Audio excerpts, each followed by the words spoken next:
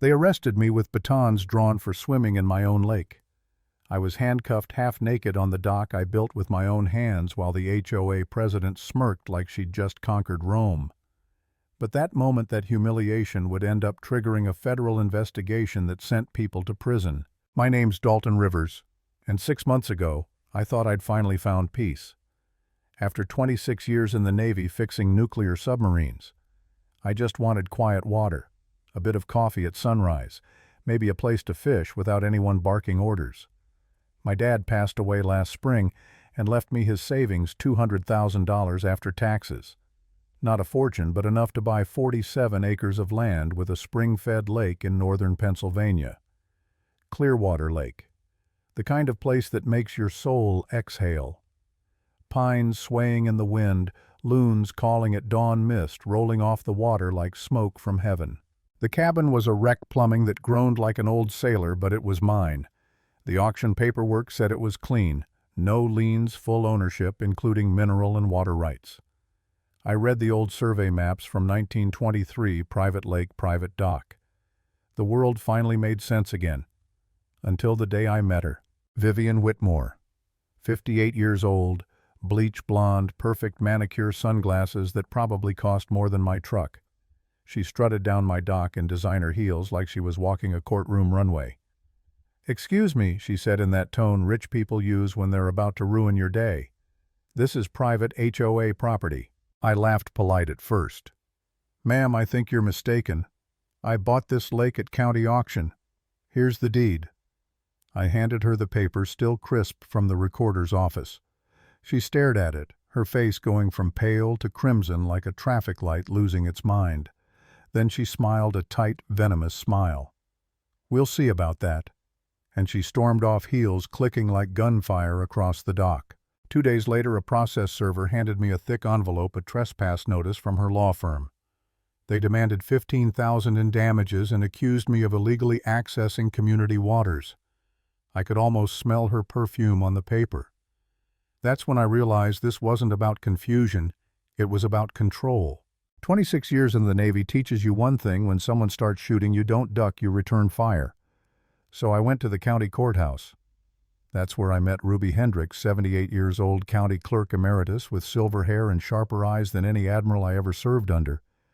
"Honey," she said, "I recorded half these deeds myself. Let's see what this witch is up to." Down in the archives, surrounded by dust and history, Ruby found gold. The original HOA document signed by Vivian's own father-in-law clearly excluded the lake from their jurisdiction. She even found a handwritten note. Lake to remain private property in perpetuity. I hired a lawyer that same day, Jake Morrison, young, hungry, the kind of guy who doesn't blink when facing corporate bullies. We filed a motion to dismiss and demanded the HOA pay for wasting my time. But Vivian wasn't done. Within a week, she convinced her board to bill every homeowner $3,000 to fund their defense. Imagine paying money to help your neighbor steal from someone else. Then came the intimidation. A sketchy private investigator started following me around town. Someone cut my dock lines twice. Anonymous complaints about unsafe structures flooded the county office. My morning coffee began tasting like fear. I told myself it wasn't personal, but it was. The woman wanted me gone, and for a while, she nearly won. There was one night, I remember it clear as the reflection on that lake. I sat on the porch staring at the water, wondering if it was worth it. The lawyers, the rumors, the isolation. People I'd waved to started crossing the street to avoid me. I thought maybe I was the problem. Maybe peace wasn't meant for me. I almost packed up and left. Then Ruby called. "Dalton," she said, "I found something you'll want to see." It was an old survey map showing a tiny blue line, Clearwater Creek, flowing out of my lake and into the Susquehanna River. That meant it connected to interstate waterways. Ruby introduced me to Dr. Sarah Theo, an environmental attorney with a mind like a scalpel. She studied the maps and looked up at me with this gleam in her eyes. "If that creek connects to navigable waters, this isn't just private property. It's under federal jurisdiction. The HOA can't touch it." For the first time in months, I smiled. 3 mornings later, I was swimming my usual laps when the sound of sirens ripped through the peace. 3 squad cars barreled down my dirt road lights, flashing, dust flying. On shore, Vivian stood there, white suit, red lipstick, finger pointing straight at me. "That's him. He's armed. He threatened me." Armed. I was wearing swim trunks. An officer shouted, "Sir, exit the water now." His partner had already drawn his baton, adrenaline shaking his voice. "This is private property. My deed's in the truck," I yelled, treading water. "I own this lake." Didn't matter. Cold metal clamped around my wrists, the dock boards rough against my skin as they dragged me out like a criminal. Vivian leaned in close, whispering, "This is what happens to trespassers." But karma, as it turns out, has perfect timing. Officer Martinez, the senior cop, actually read my deed. The look on his face shifted from confusion to horror. "Ma'am, this man owns this property." Her smile froze. I could almost hear the gears grinding in her head as her story collapsed. The charges vanished within 24 hours, but that arrest report, oh, that was a gift from heaven. It documented everything: her false claims, the harassment, and most importantly, the mention of a federal navigable waterway. Someone at the Army Corps of Engineers saw that phrase and kicked off a review. Vivian had no clue she'd just detonated her own empire. Over the next month, Jake and Sarah tore through HOA records like bloodhounds. What they found made my stomach churn. For 20 years, the HOA had been charging residents annual lake access fees, $36,000 a year, totaling over $700,000. Add Marina fees and maintenance assessments, and the total theft hit $1.2 million. All from property they didn't even own. Sarah went deeper. She found a 1962 federal study classifying Clearwater Creek and my lake as waters of the United States, which meant every dock, every marina piling, every fuel tank on that shoreline required federal permits. The HOA had none. They'd been operating a commercial marina illegally for decades. But the real twist, that land was part of Cherokee ancestral fishing grounds.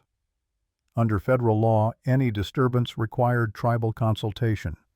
Vivian hadn't just broken HOA rules, she'd desecrated sacred ground. When we presented our evidence, even Jake's voice trembled. "Dalton, this isn't a civil case anymore. This is organized fraud, environmental crime, and maybe RICO." And just like that, the feds joined the party. The FBI, the EPA, the Army Corps, even the Cherokee Nation. Agents showed up with clipboards and cameras, measuring dock pilings, taking water samples, mapping illegal structures. Vivian's calm facade cracked. She called emergency meetings, hired a DC lawyer who billed $1,200 an hour, and started working her political connections.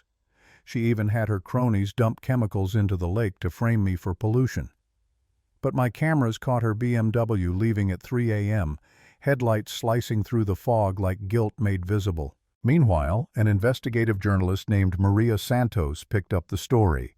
She connected our case to 14 other HOAs across 3 counties, same law firm, same fake contracts, same embezzlement network. $8.2 million in total fraud. Vivian's family company was at the center of it all. Then came the dominoes. The county commissioner who lived in her community got caught taking kickbacks. The sheriff's department faced federal scrutiny for selective enforcement.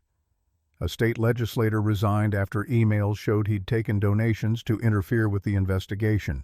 Vivian panicked. Residents saw through the lies and started demanding answers. She called a press conference, flags waving behind her, spouting nonsense about government conspiracies, stealing American property. Her voice hit that pitch only dogs can hear. "This is tyranny," she cried while standing on stolen land. I watched it live on TV, sipping coffee, thinking, you have no idea what's coming. A week later, the Army Corps held an emergency meeting at the HOA clubhouse. Over 200 residents packed inside, faces, pale eyes wide. Outside, reporters swarmed, cameras flashing. Federal agents lined the walls like statues. Colonel Patricia Hayes took the podium. After a full investigation, she announced the Lakeshore Estates Marina has operated illegally for 23 years. Total fines $2.7 million. Criminal charges pending. The crowd gasped. Then Dr. James Clearwater from the Cherokee Nation stepped forward with a weathered map. "These waters," he said, "are sacred to my people. Your marina sits atop ancient fishing camps protected by treaty." He unrolled the document and the room went dead silent. Vivian couldn't handle it. She shoved through the crowd, grabbed the microphone. "This is America!" she screamed, voice cracking. "We built this with our own money. You can't take it from us." That was my cue. I stood up calm as a quiet morning, holding one yellowed page, the original 1923 deed, signed by her own father-in-law. I walked to the front, unfolded it, and read aloud. "Lake subject to federal navigation servitude and tribal fishing rights. Commercial development prohibited without federal permits."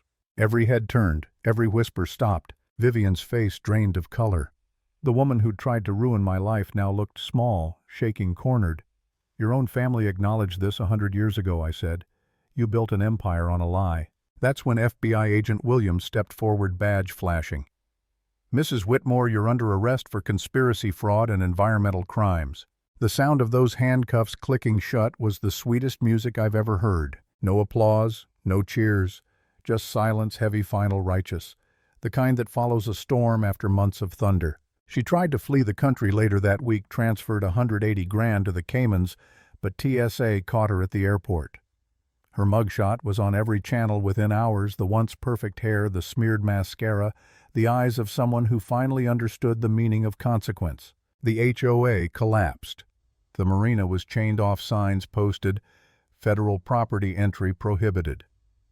Residents elected a new board, swearing never to let power corrupt them again. As for me, I didn't celebrate. I just sat on my porch listening to the loons call across water that was finally undeniably mine. The reflection of the trees looked clearer that morning, like the lake itself was relieved. They say water remembers everything. Maybe that's true.